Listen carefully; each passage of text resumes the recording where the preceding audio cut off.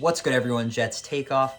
Assuming nothing happens from the day I'm recording this to Wednesday when you're seeing this video, I'm going to be giving you guys my projected first-round mock draft for the New York Jets.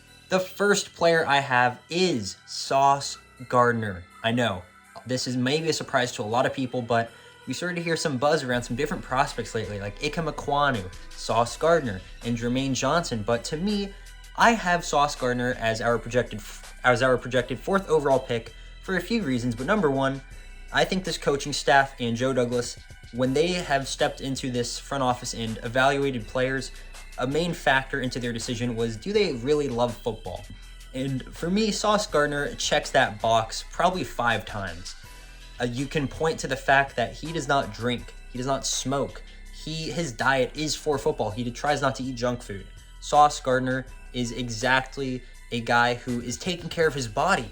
That is his main priority, because he knows that if he even dances with any of those substances or unhealthy things, that it could result in some bad play. So I love his commitment there, and I can definitely see Robert Saleh and Joe Douglas taking that into account. Now, number 2, he's just an excellent corner, especially man-to-man coverage. 1,000 plus coverage snaps in his entire collegiate career. No touchdowns allowed. 0 touchdowns. That is out of this world. Not to mention he's a lengthy and long cornerback, which can allow 4 interceptions. And a problem that this Jets team dealt with last year is our lack of turnovers. Sauce Gardner has gotten multiple interceptions in his collegiate career. He's a better coverage corner, but he can still get the ball and ball hawk. And for this defense that lack turnovers, I think that Sauce Gardner would definitely help us in that category and area with DJ Reed. Now, I love Bryce Hall as the cornerback too, but we can still improve. I think Bryce Hall is an elite cornerback too, but I don't know if he can ever be a true cornerback 1 in the NFL. I think Sauce Gardner can be that.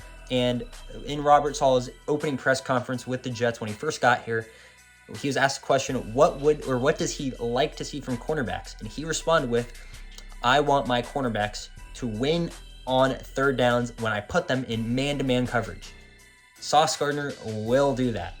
I think that fits exactly his mantra. And I know some Jets fans like to devalue the importance of the secondary, and especially the cornerback position in this scheme and system, but it's definitely still important. And I think Sauce Gardner would definitely be a great pick, and the Jets would have some amazing cornerback depth in Bryce Hall, and then you have Brandon Echols, who I thought played pretty underrated, and then you're going to have Michael Carter kind of playing that nickel. So I think it could really set up this secondary for some great things, and it would be a home run draft pick, because 1,000 plus coverage snaps without giving up a touchdown.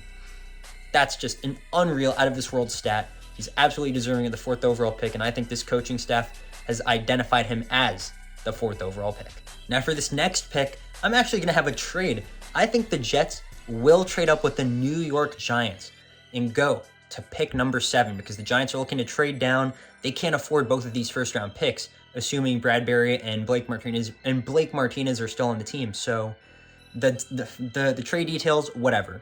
The Jets, with the 7th overall pick in the NFL draft, will select Jermaine Johnson, edge rusher from Florida. Listen, there's been buzz about him being taken at pick number 4, but I think Sauce Gardner, if you don't take him at 4, he's off the board no matter what. With Jermaine Johnson, there's a chance he's still there. Hell, kayvon thibodeaux could still be there, but the Giants may take him at pick number 5, because we would take Sauce Gardner at pick number 4. So Jermaine Johnson is a player that I think is massively disrespected by Jets fans. One beat reporter put out a tweet yesterday saying that there's a real shot they take him at 4. A lot of backlash. And let me tell you, that is not warranted. Jermaine Johnson was arguably the best edge this past season in college football. And what really speaks to me, and I think that the team will really take into account when drafting him, is the fact that he had an interesting path to even get to this point. Now, in high school, he was a great football player, but the grades were not good. He was not eligible to play NCAA football because of his grades. So Jermaine Johnson decides to go to JUCO, junior college, for 2 seasons, plays very well to the fact that the University of Georgia, one of the best football programs in the entire nation, offers him a scholarship. He goes there. Their defensive line group is loaded, but when he does get on the field, he impacts the game, but he wants more playing time. So he decides, you know what, I'm going to transfer to Florida State University. And what happens? He kills it as a full-time starter, best player on the Seminoles defense, without a doubt, hands down, finishes with 17 tackles for loss, double-digit sacks, and ACC Defensive Player of the Year. I mean, what a career arc. You can tell that he is in love with the game of football, and he is willing to do what it takes. I mean, sticking it out through JUCO, being good enough to get an offer from Georgia and Kirby Smart, one of the most respected defensive head coaches in college football. Wow, what a story. But for him as a player, he is a great run defender. I mean, he's not as good as Trayvon Walker, but he's probably the second best run defender in the whole class, talking about from the edge position. He does a very good job at wrapping up in tackles. He gets low enough so that there is not really that many broken tackles. And as a pass rusher, he's pretty damn good.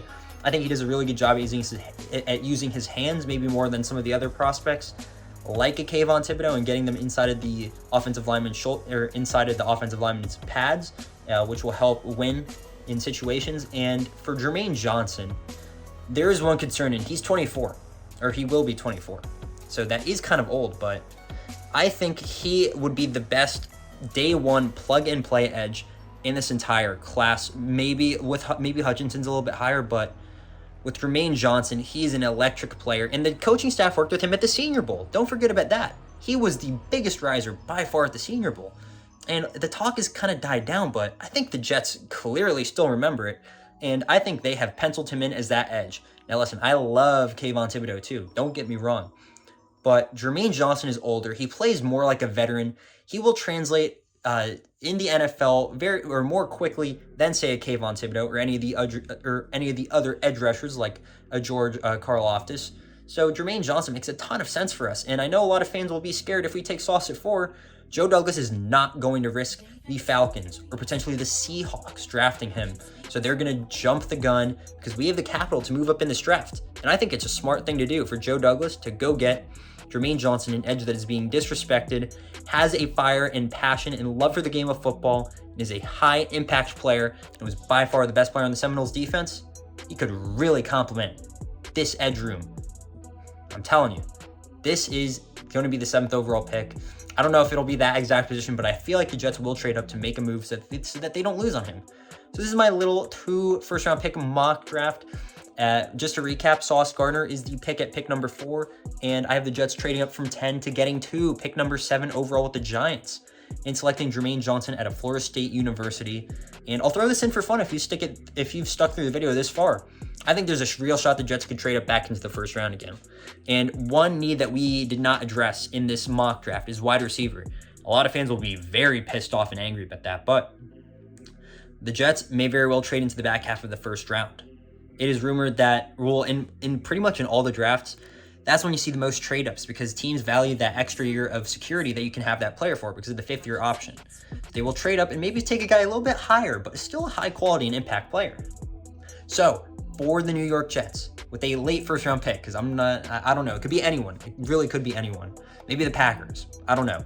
But the New York Jets will select wide receiver Christian Watson, North Dakota State University. I think Christian Watson he has a high RAS score. And when you look at Joe Douglas's draft tendencies, he tends to draft players with a pretty high RAS score. He loves his athletic players. And for Christian Watson, he is explosive, literally explosive with the ball in his hands. He can turn upfield on a screen pass. There is a play of him turning upfield on a screen pass and taking it for like 60 yards for a touchdown. Absolute speed. He's blazer speed. He does struggle with some drops. He is a little bit inconsistent in that area, and the route tree isn't necessarily there, but the physical athleticism definitely is there. You can see it on his film because it's not like he just can't catch or it's not like he can't run routes. He can do both of those things very well. It's inconsistent. So consistency is key, and Christian Watson is a very high upside player. He'd add size to this room. I believe he's 6'2", so that would definitely add more dynamic abilities to this offense, and he resembles Deebo Samuel when you consider the fact that he's the ball in his hands. Now, does he have running back vision necessarily? I wouldn't say so, but he does have good vision enough. He can turn upfield in a quick minute. He can run after the catch, which is something that we, quite frankly, kind of lack. So I think Christian Watson could definitely be a wide receiver in the trade-up, and I have us taking him in the later of the first half, or in the later part of the first round. So there is my mock draft for the first round. I'll do them for the second round after day 1 is over of the NFL draft. So let me know what you guys think about this. I'm very curious to know.